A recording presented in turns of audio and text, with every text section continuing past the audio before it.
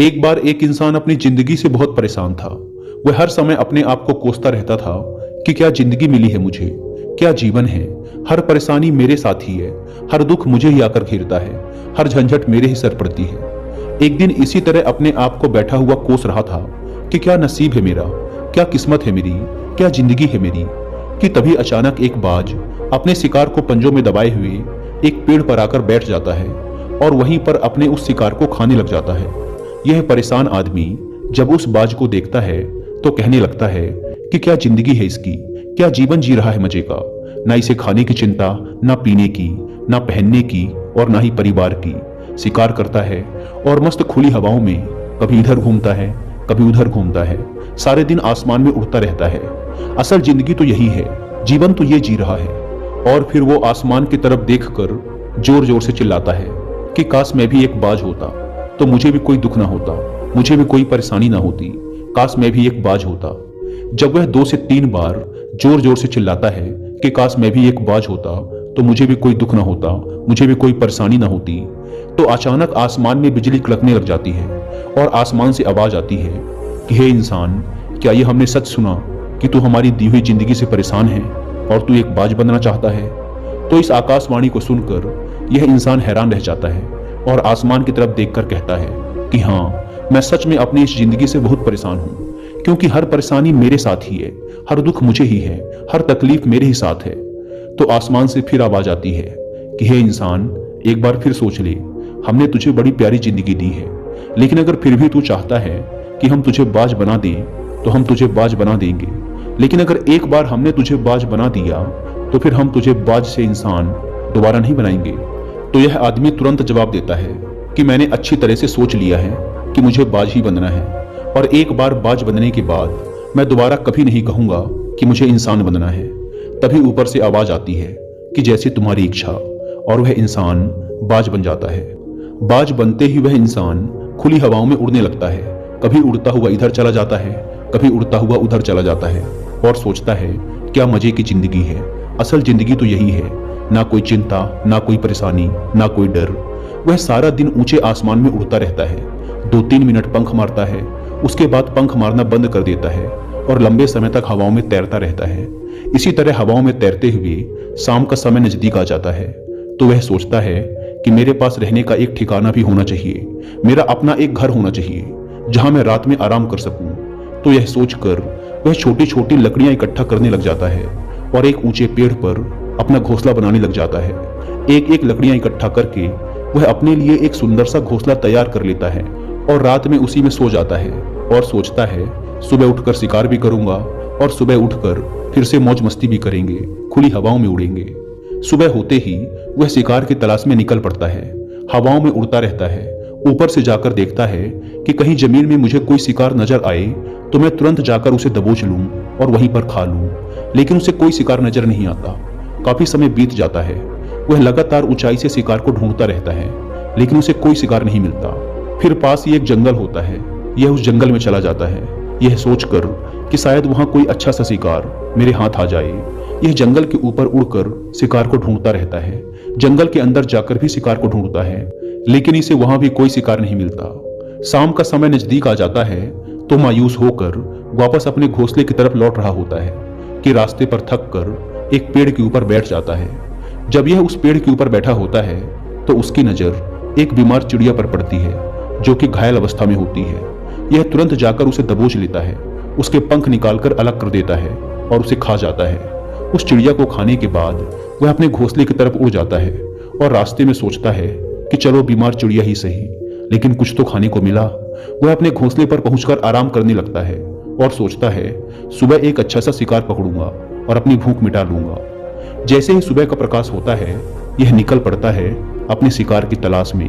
हवा में उड़ता रहता है, लेकिन आज फिर कोई शिकार इसके हाथ नहीं आता। काफी समय बीत जाता है, यह ऊंचाइयों पर जाकर अपनी तेज नजरों से शिकार को ढूंढने की पूरी कोशिश करता है, लेकिन इसे कोई भी शिकार नजर नहीं आता। फिर यह पास के उस जंगल की तरफ चला जाता है, लेकिन इसे वहां भी कोई शिकार नहीं मिलता। इसी प्रकार पूरे दिन उड़ते उड़ते शाम का समय नजदीक आ जाता है तो यह निराश होकर वापस लौटने लगता है और रास्ते में एक पेड़ पर आकर बैठ जाता है। सोचता है शायद आज फिर कोई बीमार चिड़िया मेरा इंतजार कर रही हो। लेकिन हर बार किस्मत मेहरबान थोड़ी होती है। आज इसे कोई बीमार चिड़िया नहीं मिलती। यह थक हार कर वापस अपने घोंसले की तरफ चल पड़ता है और घोंसले पर पहुंचकर भूखा प्यासा ही सो जाता है और सोचता है, कल सुबह एक बड़ा सा शिकार पकड़ूंगा और आज की भूख भी मिटा लूंगा। रात को अपने घोंसले में सोया होता है, गहरी नींद में होता है कि तभी एक भयानक तूफान आता है। इस तूफान की हवा इतनी तेज होती है कि इसके घोंसले को उड़ाकर एक जगह फेंकती है और इसे कहीं दूर दूसरी जगह फेंकती है। तो ये जहां पर गिरता है वहां नीचे एक नोकदार लकड़ी पड़ी होती है जो इसके पंजे में गड़ जाती है और इसे बुरी तरह घायल कर देती है। तूफान के रुकने के बाद बारिश शुरू हो जाती है। तेज बारिश होती रहती है पर यह किसी तरह से पेड़ों के नीचे छुपकर बैठा रहता है। बड़ी मुश्किल से इसकी रात कटती है। जब सुबह होती है तो बारिश रुक जाती है। बारिश के रुकते ही चारों तरफ खुशियां छा जाती हैं, चारों तरफ हरियाली छा जाती है। नदियां और झरने तेजी से बहने लगते हैं। सब कुछ फिर पहले के जैसा हो जाता है। लेकिन ये बाज अब पहले के जैसा नहीं रहा। इसका पांव बुरी तरह घायल हो चुका है। इसके पंजे में जो लकड़ी लगी थी उसकी वजह से इसका पंजा बुरी तरह छत बिछत हो गया है। और मैं आपको बता दूं कि बाज का जो पंजा होता है वह उसके शिकार को पकड़ने के लिए सबसे जरूरी होता है, क्योंकि बाज अपने पंजों से ही अपने शिकार को पकड़ता है, दबोचता है और फिर अपनी चोंच के माध्यम से नोच नोच कर खाता है। लेकिन अब इस बाज का पंजा बुरी तरह से घायल हो चुका था और वह पिछले 2 दिनों से भूखा भी था। यह शिकार की खोज में थोड़ा सा उड़ता है कि शायद फिर कहीं कोई बीमार चिड़िया इसे मिल जाए। लेकिन कहां बार बार कोई बीमार चिड़िया मिलने वाली थी। वह कुछ देर तक उड़ता है लेकिन फिर भूख और दर्द के मारे थक कर एक पेड़ पर आकर बैठ जाता है। वह पेड़ पर आकर बैठ तो जाता है लेकिन उसे पता नहीं था कि यहाँ एक और मुसीबत उसका इंतजार कर रही है। और वह मुसीबत यह थी कि 8-10 कौवों का एक झुंड मिलकर इसे परेशान करने लग जाते हैं। इसके ऊपर आकर इसके घाव में चोंच मारने लग जाते हैं। उन्हें भी पता चल जाता है कि यह बाज घायल है और भूख की वजह से कमजोर भी है। यह बाज उनसे बचने के लिए थोड़ा सा उड़ता है और फिर जाकर बैठ जाता है। उनसे पीछा छुड़ाने का प्रयास करता है लेकिन वो फिर इसके पीछे आ जाते हैं। तो यह फिर उड़कर थोड़ी दूर चला जाता है लेकिन वो इसका पीछा नहीं छोड़ते और बार बार इसके पास आकर इसे परेशान करते हैं। कौवे अक्सर बाज के साथ ऐसा करते हैं लेकिन फिर बाज भी उनके साथ एक खेल खेलता है। जब कौवों का झुंड बाज को परेशान करता है और उनका पीछा नहीं छोड़ता तो बाज हवा में सीधी उड़ान भरने लग जाता है। वह तेजी से सीधा ऊपर की ओर उड़ने लग जाता है। कौवे भी उसके पीछे उड़ते हैं लेकिन कुछ देर तक उड़ने के बाद कौवे ऐसी ऊंचाई पर पहुंच जाते हैं जहां पर उन्हें ठीक से ऑक्सीजन मिलनी बंद हो जाती है। उनका दम घुटने लग जाता है, उनकी सांस रुकने लग जाती है। तो फिर वो वहां से ऊपर नहीं जा पाते।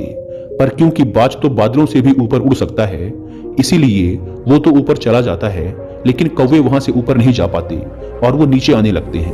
तो इस तरीके से बाज उनसे अपना पीछा छुड़ा लेता है। लेकिन ऐसा करने के लिए, इतनी ऊंची उड़ान भरने के लिए इस बाज के पास उतनी ताकत नहीं थी, क्योंकि ये भूखा भी था और घायल भी था। तो ये उड़ता और थोड़ी सी दूर जाकर बैठ जाता और कौवे फिर आकर इसे परेशान करने लग जाते।